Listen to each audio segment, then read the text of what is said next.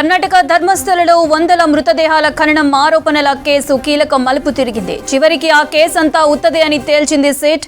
ఆ మృతదేహాలను తానే పూడ్చిపెట్టానని ప్రకటించుకున్న ఒకప్పటి పారిశుద్ధ్య కార్మికుడు, ముసుగు వ్యక్తి భీమాను తాజాగా సిట్ అధికారులు అరెస్టు చేశాడు. అతడు అబద్ధాలు చెప్పి ప్రజలను తప్పుదోవ పట్టించారని తెలిపారు. కొన్నేళ్ల కిందట ధర్మస్థల పరిసరాల్లో 100కు పైగా శవాలు పూడ్చిపెట్టానని ఇటీవల చెప్పాడు భీమా అనే వ్యక్తి. చివరకు వాటి ఆనవాళ్లు చూపకపోవడంతో అధికారులు ఆగ్రహం వ్యక్తం చేశారు. తప్పుడు సమాచారంతో ప్రభుత్వాన్ని, ప్రజలను తప్పుదోవ పట్టించడాన్ని అభియోగంపై భీమాను ప్రత్యేక దర్యాప్తు బృందం అధికారులు అదుపులోకి తీసుకున్నారు. నిన్న రాత్రి నుంచి తెల్లవారుజాము వరకు సిట్ ప్రధాన అధికారి ప్రణబ్ మహంతి అతన్ని విచారించారు. మాయ మాటలతో మొత్తం వ్యవస్థను నమ్మించి చివరికి ఏమీ తెలియదని చేతులు ఎత్తేశాడని ఈ దర్యాప్తులో విచారణ బృందం గుర్తించింది. దీంతో అతన్ని అరెస్టు చేసింది. నేడు ముసుగు వ్యక్తిని కోర్టులో హాజరుపరచనున్నారు.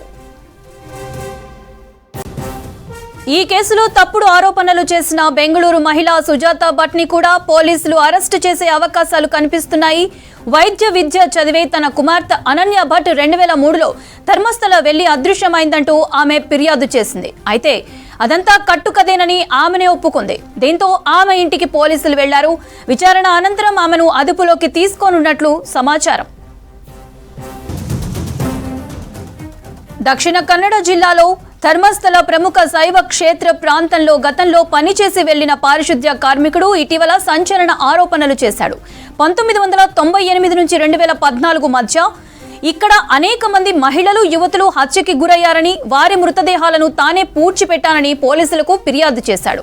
అవన్నీ అనుమానాస్పద రీతిలో అదృశ్యమైన వారివని, లైంగిక దాడులకు గురైన చనిపోయినట్లు అనుమానాలు ఉన్నట్లు పేర్కొనడం అందరినీ ఉలిక్కిపడేలా చేసింది. 2014 డిసెంబర్లో తమ కుటుంబంలోని ఒక యువతిని కొందరు లైంగికంగా వేధిస్తుండటంతో తాము అజ్ఞాతంలోకి వెళ్లిపోయామని, చేసిన తప్పు వెంటాడడంతో ఇప్పుడు బయటకొచ్చి ఫిర్యాదు చేశానని అతడు చెప్పాడు. భీమా ఆరోపణలపై రాష్ట్ర ప్రభుత్వం సిట్ ఏర్పాటు చేసింది. దీనిపై విచారణ జరిపిన ప్రత్యేక దర్యాప్తు బృందం పారిశుద్ధ్య కార్మికుడు చెప్పిన చోట తవ్వకాలు జరపగా కొన్ని కళేబరాలు బయటపడ్డాయి.